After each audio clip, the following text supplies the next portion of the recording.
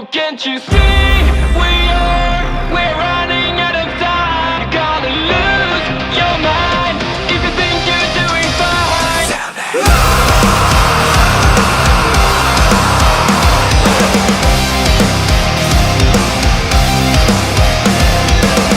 You can't describe it yet, but something is wrong. Where are your dreams now, and why don't you feel strong? Yeah, yeah. Every day, every night you try to find yourself. Don't live your life as someone else. People, it is yours truly, that's right. Wonderful people of the Wrestling Matters world. It is me, yours truly. Games Matter, HEAD, whatever you want to call me. Don't care. I'm here. Let's do this. It is the Elimination Chamber episode, ladies and gentlemen, of the Wrestling Matters podcast. Hope everybody is doing good. And what of it is you're doing. If you don't like what you're about to see on the screen right now, if you don't like what you're seeing right now, don't watch, okay? I've had a horrible weekend, apart from one thing that I did, but as well. I'm going to clear everything. I have some crap to clear out this week as well. So if you don't like what you're seeing right now, or anything like that, going forward or anything, if you don't like it, don't watch. Simple, okay? But what you see is what you get, ladies and gentlemen. But in any event, I digress.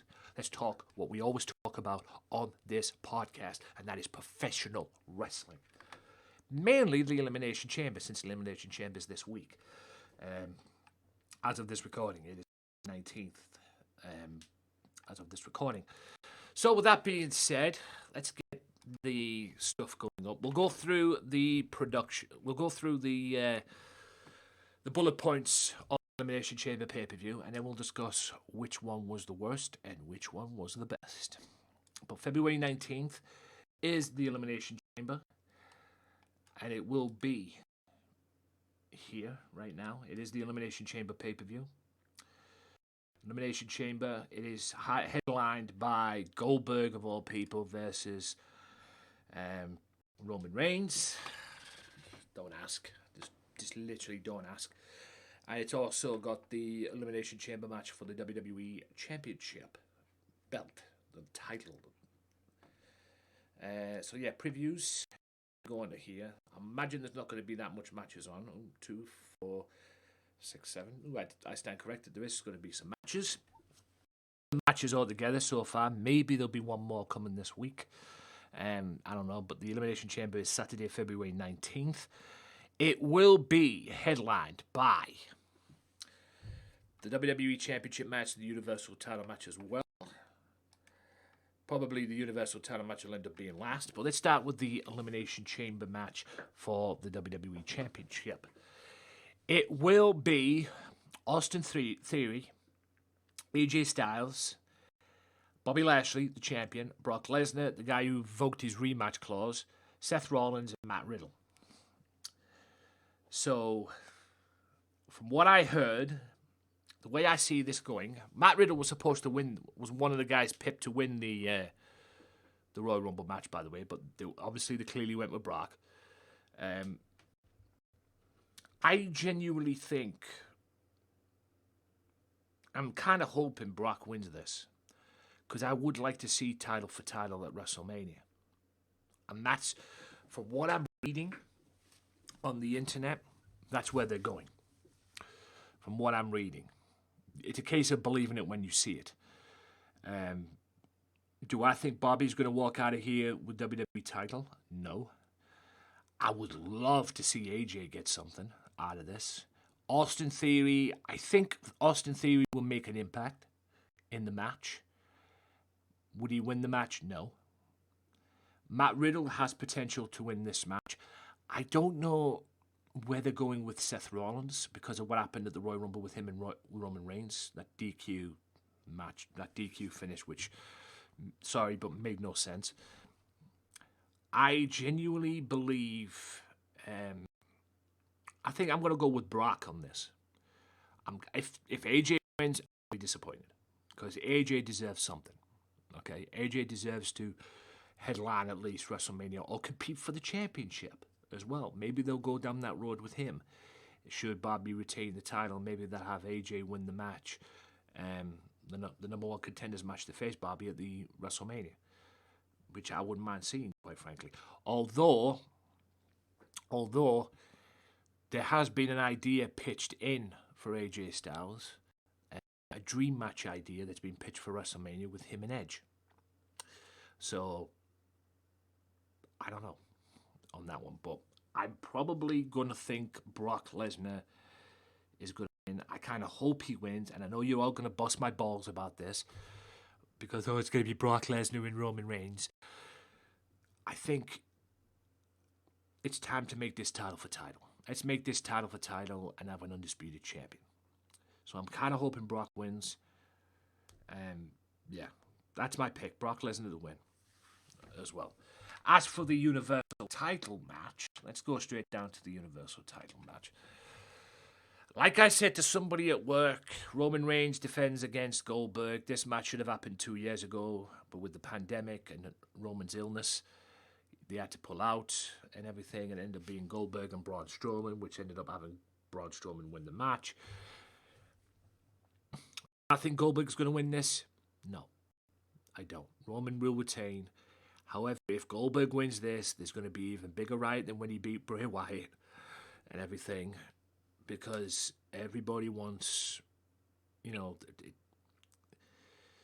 if there was ever a way to kill the reign of Roman Reigns, and I mean kill it, not just kill it because it needs to stop and everything, and it does, it needs to stop, but there was ever a way to really just piss on the reign of Roman Reigns, this is it. Get Goldberg winning this match. And I love Goldberg, don't get me wrong. But yeah, this match is a case of him being in there, and this match is a case of him WWE getting Roman to WrestleMania. I will just stick him in. Let's give him this match that should have had 2 years ago. We'll get him all the way to WrestleMania.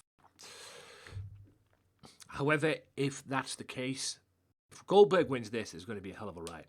And he doesn't need to win this because we've had Goldberg versus Brock at WrestleMania anyway. That's why Goldberg came back the first time around and did the favor for Brock. Tried to get that sour taste of WrestleMania 20 out of the mouth, which they did. So Goldberg doesn't need to win Brock, or to beat Roman, sorry. He doesn't need to face Brock at WrestleMania again. That doesn't need to happen. Everybody wants Brock versus Roman. Not everybody, at least. All the guys in there. Look, Roman versus Brock is going to happen at WrestleMania. Is it going to be the greatest match in the world? Probably not. But I like the way they've gone with this, because Brock's the babyface and Roman's the heel. Before times, it was Roman being the babyface and Brock being the heel. And, the amount of times they tried to get Roman over as a babyface, it didn't work. But now Roman's over like hotcakes, and, if he loses this match, it's WWE pissing all over Roman Reigns. The way I see it, at least. Becky Lynch one-on-one with the legend that is Lita. Do I see Lita winning this match? No. Becky will retain. Again, I think this is another match that's just getting Becky to WrestleMania, because I think she faces the winner of the female Elimination Chamber match. I don't see Lita winning this matchup. Lita has one more run. I think this is just their way to put Becky over, quite frankly. So yeah, I'm going with Becky in that one. The Raw Women's Elimination Chamber match. There's two people I want to win in this matchup. I don't know who the mystery opponent is, or the mystery person is. I guess we'll find out February 19th. But the plan is Bianca Belair and Becky Lynch at WrestleMania. Based on what happened at SummerSlam, that's the plan. Bianca Belair versus Becky Lynch for the Raw Women's title at WrestleMania.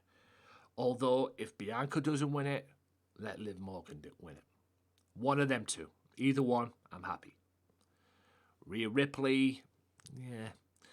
And Nikki Ash has got a long way to go.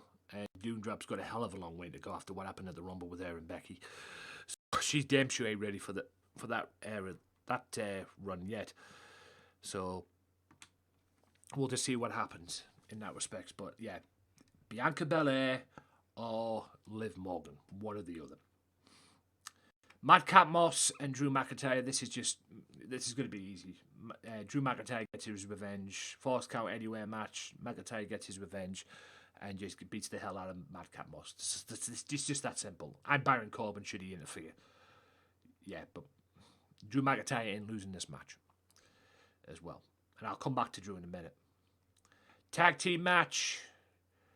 And I'm guessing it's for the tag team titles as well.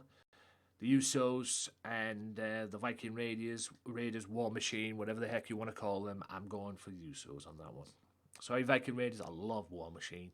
Viking Raiders, I love them. They're a great team. But yeah. And the other match as well. I'm surprised if it was the main event as well, to be honest with you. Ronda Rousey teaming with Naomi to face Charlotte Flair and the witch known as Sonya Deville. All now is the one-arm bandit, thanks to Ronda. Yeah. Naomi and Ronda win this match and get revenge. And then it'll be on to WrestleMania, and Ronda will beat Charlotte Flair, blah, blah, blah. And probably Naomi will beat Sonya, because I've got a funny feeling Naomi and Sonya will have a match at WrestleMania too. But, yeah, Sonya's been abusing her power and being quite the bitch. I don't like Sonya. I'm sorry. And when Ronda broke her arm, or put her arm in a sling the other day, she deserved it. Absolutely deserved it. But, yeah, that's probably it on that one. But going back to Drew, they're all talking about the main event, you know, Roman Reigns and Brock Lesnar.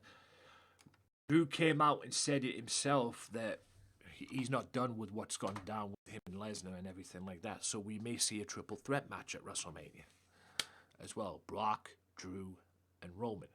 I doubt it. I'll believe it when I see it, but yeah, because Drew wants that moment. He won the WWE Championship from Brock in an empty arena, but he wants to have that moment with the fans. So will he get the Universal title? Who knows? Okay, but the thing is, though, the question is, do we want to see another triple threat match? Because let's face it, Roman was in the triple threat match last year at WrestleMania with Bryan Danielson and Edge. Do we want to see another one? I say have Brock and Roman night 1, the winner versus Drew McIntyre night 2. Simple as that. You know, so the first time they've had 2 WWE title matches at WrestleMania. WrestleMania 10, anyone? You know, they've had 2 title matches in the space of one night. Why not have it again? Should they go down that route, of course. If they don't, you know, Brock and Roman for the title, you know, Brock and Roman for the title for title. I still think they should do title for title. I still think that, and I will never stop. Right, I got a question that got put to me on what was it, Twitter? No, TikTok. Sorry. About the previous Elimination Chamber matches. Hang on a second. About the Elimination Chamber itself. And I'm going to go through, if I can find it, I'm going to go through the matches, or the matches that were there previous. Here we go. So we got, that one's to be announced. Obviously, it all started, the Elimination Chamber, all the Elimination Chamber matches, the Elimination Chamber history. I should put the Elimination Chamber history. To be honest with you, bear with me a sec, folks. I had this up the other day. So, yeah. Elimination Chamber. Let's have a look. There we go. That's the one. Right, got it. So, it all started, the Elimination Chamber match itself started in 2002, November 17th, where Shawn Michaels won the World Heavyweight Championship, which was at Survivor Series. Then it went on to SummerSlam in 2003, Triple H defeating it, which was meant to be Goldberg winning it, actually, because it was meant to be Goldberg and Triple H, but they decided to go with the Elimination Chamber and then have Goldberg win it a month later. New Year's Revolution, Triple H wins it for the vacant world title. WWE Championship, 2006 one, New Year's Revolution. Cena wins that one, even though Edge cashed in his Money in the Bank. In my opinion, and I'm sure everybody else's, the worst Elimination Chamber in the history of Elimination Chamber. December to Dismember, ECW, December to Dismember, Augusta, Georgia, Bobby Lashley, Big Show, CM Punk, Hardcore Holly, Test, and Rob Van Dam. I'll get to that. I'll come back to that in a minute. The World Heavyweight Championship on No Way Out as well. The SmackDown World Title, SmackDown and ECW. For the World Heavyweight Championship, Undertaker wins that one. And then the Raw match, the WWE title match, Triple H won that one as well. That was in February 17th of 2008. February 15th, 2009, saw the WWE title match with Triple H and Edge. Triple H defeating Edge, Big Show, Undertaker, Vladimir Kozlov, and Jeff Hardy. The world title, that was the WWE title. The world title, Edge defeated John Cena, Mike Knox, Rey Mysterio, Chris Jericho, and Kane. February 21st, 2010, saw Cena defeat Sheamus, Kofi, Randy, Ted DiBiase, and Triple H. I think that was the implosion of Legacy as well in that match. As well, SmackDown title match saw Chris Jericho win it. I think Shawn Michaels cost him that match, cost The Undertaker that match as well, which led to their match at WrestleMania. February 20th, 2011 saw Edge win the World Heavyweight Championship and John Cena defeat CM Punk, John Morrison, Sheamus, and Randy Orton and R-Truth to win the WWE title. WWE Championship, CM Punk retained it against Jericho, Dolph Ziggler, Kofi, R-Truth, and The Miz. The World Heavyweight was retained by Bryan Danielson, who defeated Cody, Santino Marella, of all people, Great Khali, Wade Barrett, and Big Show. And then it just went on from there, basically. The World Title match at WrestleMania. The winner gets a World Championship match. We saw Jack Swagger. As well, Jack Swagger won the Elimination Chamber match then. The World Championship. Randy Orton. This was 2014. The first one was 2013. This was 2014. Tag titles have been in there as well. The vacant WWE title, which saw Ryback. All the Intercontinental Championships even being contested in the Elimination Chamber too. Universal title, Women's World title as well, the Women's Tag Team title, SmackDown Tag Team titles, and it all in between on that one. I would have to say the worst one was at ECW. The best one, in my opinion, was I don't know. I'd have to say the what they call it, the first one for me. I don't know. It's a tricky one because they were all great. The worst one by a clear mile was ECW's One Night Stand. The ECW one, December 3rd, 2006, December to Dismember. That was the worst one by a zillion, trillion, dillion miles. Okay? Because everybody, if you watch the CM Punk DVD, everybody wanted to, they were all pitching for CM Punk. Paul Heyman wanted CM Punk to win it, but Vince McMahon wanted Bobby Lashley to win it, which eventually happened as well. And it was called the Extreme Elimination Chamber as well. They dubbed it as the Extreme Elimination Chamber. There was fuck all extreme about it. And that's a shoe. There was fuck all extreme about it. Big whoop. They had 4 weapons in one pod with 4 wrestlers in all 4 of them pods, 1 wrestler each. They had 4 weapons in there that the wrestler could bring out to use. That was it. And that's an Extreme Elimination Chamber. Give me a fucking break. Unbelievable. It was the worst view, and I believe, if I remember correctly, the next day in The Sun, or in an England newspaper, I believe it was The Sun, everybody was asking for their money back after that pay-per-view. I remember sitting downstairs in my living room watching that pay-per-view, and I think it all went to shit. And the next day, if that was the Elimination Chamber match, and that was the Extreme Elimination Chamber match, I'd have filled that chamber up with weapons. Like they do with Lockdown. Hang all the weapons up. I would have cage up every single side of that cage with a weapon so everybody could use. That's an Extreme Elimination Chamber, not having 4 fucking weapons in one pod. You know, nothing extreme about that. A big whoop, you can bring a weapon in. Ooh, give me a break, man.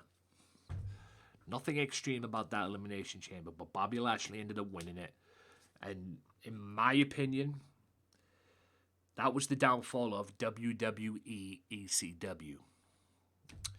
The WWE's version of ECW. That was the downfall of it right there and then, because Heyman left. It wasn't as good to begin with, don't get me wrong. It wasn't the original concept of ECW, but, you know, it wasn't the original concept of ECW, but, yeah, it just shouldn't have happened. And if CM Punk would have won it, I think things would have been a lot different. Maybe that WWE CW thing would still be here to this very day. But yeah, it was the shits from the beginning. Even though there was some semblance of original feel with it, the way they were the entrances, and even Paul Heyman being in charge in that. But yeah, you could see it from the presentation and the booking that they were just using the ECW crew. You know, the ECW crew at least. You know, Van Dam, Sabu, and people like that. You know, Sabu puts Just Incredible through a table, then after disqualification. Okay. You know, obviously they didn't get the whole thing, the whole kit and caboodle, if you will. But, you know, in any case, it is what it is. You know, it is what it is. But, yeah, the worst one by a zillion, trillion, dillion miles is the Elimination Chamber of ECW. I don't know what the best one is. My opinion, I liked the Survivor Series, the first one in New York. The WWE Championship one in 2006 as well. Not so much on the World Heavyweight Championship one in 2005. 2003 was good as well, sort of. And there was a few other ones as well, but yeah, the worst one by far.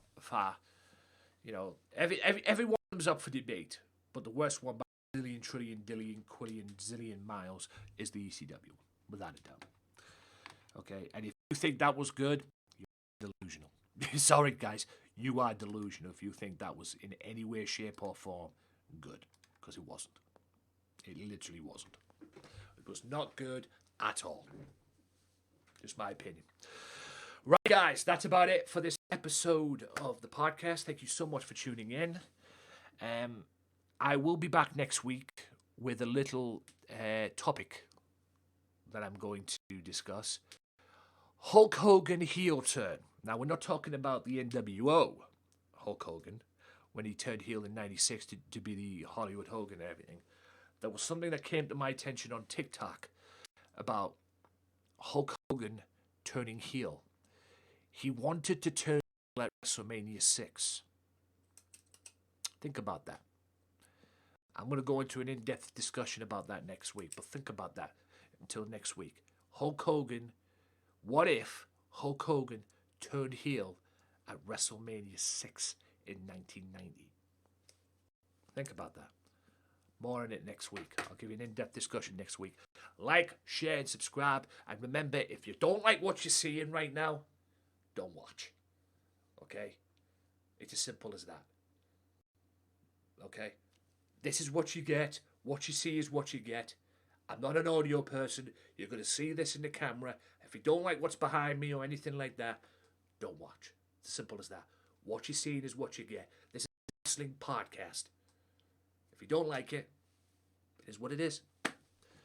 But I like you guys for watching, and I like the fact that you all wrestling fans that watch this, and I will see you all next week for that main topic. Hulk Hogan. What if Hogan turned heel in 1990? More on that next week. Stay safe, and I'll see you back here next week for another episode. It's been a pleasure. Like, share, subscribe, and like and all that on Facebook too, and I'll see you next week. Peace out. Can't you see we're running?